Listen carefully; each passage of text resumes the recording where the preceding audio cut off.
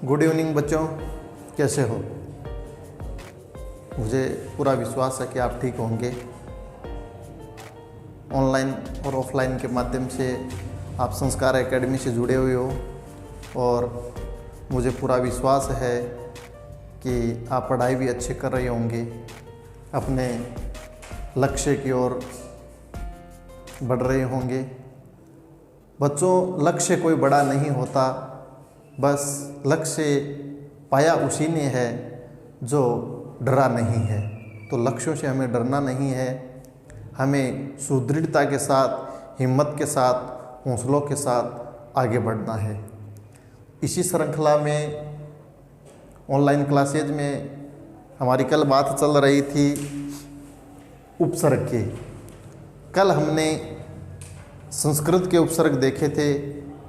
आज नंबर 2 है हिंदी के कौन कौन से उपसर्ग हैं, उनके बारे में अपन बात करेंगे। देखते हैं उपसर्ग, उनके अर्थ और कौन कौन से शब्द या नवीन शब्द जो क्या क्या बनते हैं। हिंदी में एक बच्चों उपसर्ग है ए। ए का अर्थ होता है अभाव के अर्थ में होता है। इससे नवीन शब्द बनेंगे अपढ़, अटल और अनाम। ऊ उपसर्ग, ऊ से अर्थ है इसका ऊंचा, उतारना, उजड़ना। उतारना और उजड़ना में कौन से उपसर्ग है? ऊ उपसर्ग है। आगे है अन। अन बच्चों निषेध अर्थ में होता है। किस अर्थ में होता है? निषेध अर्थ में, जैसे अनजान, अनबन। अध, अध का अर्थ होता है आधा, जैसे अध खिला, अध मरा। जैसे मान लो कोई फूल पूरा नहीं खिला, आधा खिला हुआ है, तो उसके लिए एक शब्द आएगा क्या? अध खिला। और जैसे कोई आदमी पूर्ण रूप से जिसकी मृत्यु नहीं हुई है, जैसे मान लो किसी ने कोई सुसाइड कर लिया और बीच में रह गया, तो वो अध मरा रह गया।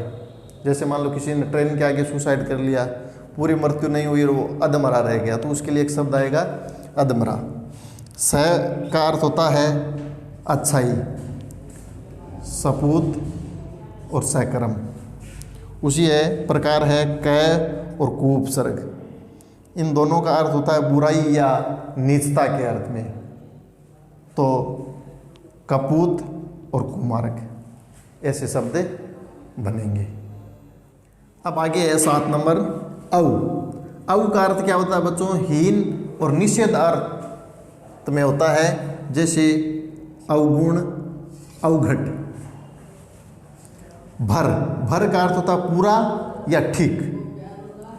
तो भर से बनेगा नवीन शब्द भरपेट, भरपूर और भरसक। कहते हैं ना कि हमें भरसक प्रयास करना चाहिए। नी, नी अर्थ होता है बेटा निषेध अर्थ में। नी से बनेगा निडर, निकम्मा। और उन का अर्थ होता है एक कम। जैसे 30 में एक कम कितना हो गया? 29। 20 का एक कम कितना हो गया? 19। 40 का एक कम क्या हो गया? 39। और 50 का एक कम क्या हो गया? 49। तो वहाँ काम आता है। तो एक कम 19, 29, 59। चौ का अर्थ होता है चार। चौ का अर्थ क्या होता है? चार। जैसे चौराहा, चौपट, चौपाल। और 3 का अर्थ होता है, ती का अर्थ होता है 3, जैसे तिराहा, तिरछा, तिरंगा। 4 राह होते भाई, 4 राहों का समूह होता है वो चौराहा होता है, और 3 राहों का समूह है वो तिराहा हो गया। आगे है 13वां उपसर्ग दू। दू का अर्थ होता है दूसरा, जैसे दूसरे से, दू से नवीन शब्द बनेंगे दुबला, दुराहा, दुपाया। फिर है चिर। चिर का अर्थ होता है सदैव, चिरकाल, चिरजीवी। परा, परा का अर्थ होता है बच्चों पीछे। नवीन शब्द बनेंगे पराक्रम, पराभव। इनसे और शब्द भी बनते हैं, आप बना सकते हो। केवल 2 ही शब्द नहीं है, बहुत सारे शब्द हैं।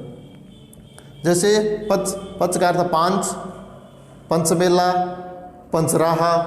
सह का अर्थ होता है 7, सहचर, सहगामी और सहयोग। सम, सम का अर्थ होता है पूर्णता या साथ, तो सम से बनेगा समाचार और समागम। और फिर है स्व, स्व का अर्थ होता है अपना, स्वदेश, स्वभाव है, स्वराष्ट्र। ऐसे कई शब्दों का निर्माण आप बच्चों कर सकते हो। अब देखो बच्चों, उर्दू फारसी के भी जो उपसर्ग है वो हिंदी में आते हैं। जैसे ये सारे शब्द उर्दू फारसी से लिए गए हैं। जैसे कम अपन यूज लेते हैं हिंदी में भी। कम का अर्थ होता है थोड़ा या हीन, तो इसका नवीन शब्द बनेगा कमजोर, कमबख्त। खुश, खुश का अर्थ होता है अच्छा, तो शब्द बन जाएगा खुशबू, खुशहाल। ना का अर्थ होता है अभाव, ना शब्द है वो अभाव के योग में आता है, तो ना से बन जाएगा नालायक, नापसंद। बद, बद का अर्थ होगा बुरा, बदनाम, बदबू। हम कहते हैं ना बदबू आ रही है? वो आदमी बदनाम हो गया। बा, बा का अर्थ होता है साथ, बाकायदा, बाअदब। बाअदब मतलब शिष्टाचार के सहित या शिष्टाचार के साथ। बे, बे का अर्थ होता है बिना, तो नवीन शब्द बन जाएंगे बेकार, बेचारा। ये उर्दू फारसी के उपसर्ग है। अब उर्दू फारसी में भी एक दो उपसर्ग और देख लेते हैं। जैसे दर, दर का अर्थ होता है में, जैसे दर असल शब्द बनता है। गैर, गैर का अर्थ होता है भिन्न, जैसे गैर हाजिरी, गैर मुल्क। और हर का अर्थ होता है प्रत्येक, हर रोज, हर दम। तो बच्चों आप पढ़ते रहिएगा। यदि फिर भी आपकी कोई चीज़ समझ में नहीं आती है तो आप कमेंट करके संस्कार एकेडमी के यूट्यूब चैनल पे हमें बता सकते हैं। यदि आपके पढ़ने में कोई कठिनाई आ रही है तो आप सहर्ष देवीलाल जी सर को कमेंट के माध्यम से बता सकते हैं। और इसी के साथ शुभ रात्रि।